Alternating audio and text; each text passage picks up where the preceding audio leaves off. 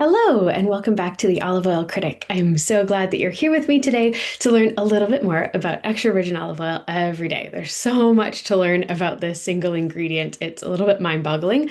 And today we are here to learn a little bit more about Arbequina. This one is from Casas Hualdo, and they are a beautiful Spanish company just outside of Toledo. And Arbequina is actually the most commonly grown olive cultivar today.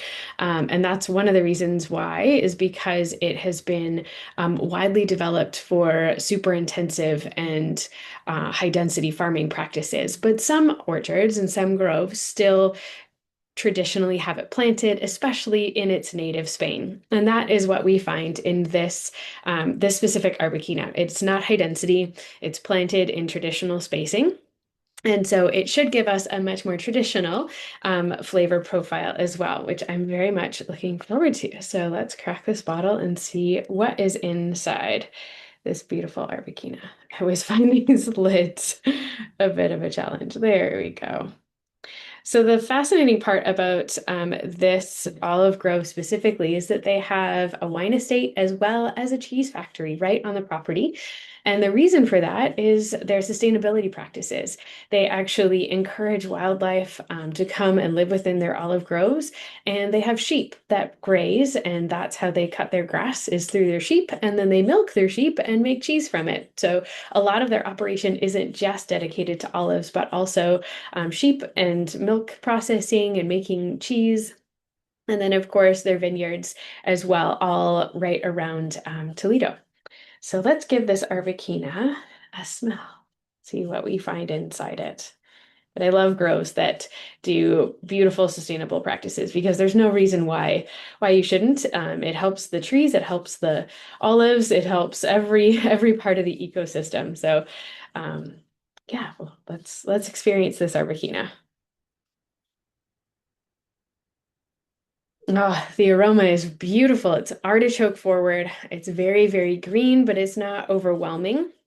Definitely Arbequina and on the green side, but it still smells really buttery, avocado as well in there, and some fresh lettuce. All right, let's give it a taste.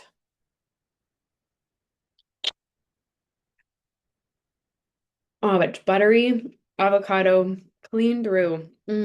And it's so viscous and just creamy in the mouth.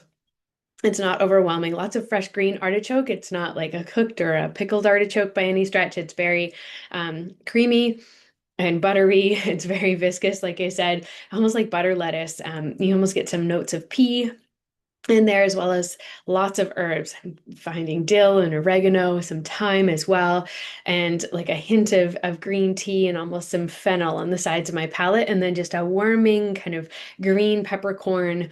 A light peppery finish. It's not intense at all. This is a really approachable oil. I would love this oil in baking. It'd be especially delicious in savory baking if I was making like we just had Easter, so I'm thinking about pot pies, like a turkey pot pie, chicken pot pie, anything like that. This oil would be delicious with ham as well if you wanted to do like a ham bone soup with split peas, anything that's got a lot of texture to it. This will go very well with. This would also be delicious in like in pastry. So like I was saying about the pot pies earlier, you could also do it in like a cottage pie or shepherd's pie and incorporate it into the meat as well as the potatoes that go on top. That would be delicious. And of course, I would use this in like savory scones. It would be great in savory pancakes, chicken and waffles, anything like that would really, really elevate this oil. My other thing that I would do with it, honestly, is just fresh spring salads. It's really great for being a versatile oil. So you could use it on, roasted asparagus. You could do it on just, a butter lettuce salad with just a light balsamic or lemon juice dressing on top. Very, very simple. But this oil would just permeate through all of those flavors and really tie everything together because fat adds so much flavor. And having something delicate and round like this, that again, it's approachable, it's not overwhelming, but it definitely will permeate through whatever you decide to use it in, whether it's raw or cooked. It just kind of trickles through and ties everything together, which is one of my favorite parts about Arbequina, is that it's such a versatile olive oil, which this one definitely is. Well, thanks so much for learning a little bit more about this Arbequina from Casas Hualdo, and I hope that you'll join me next time. See you soon. Thank you.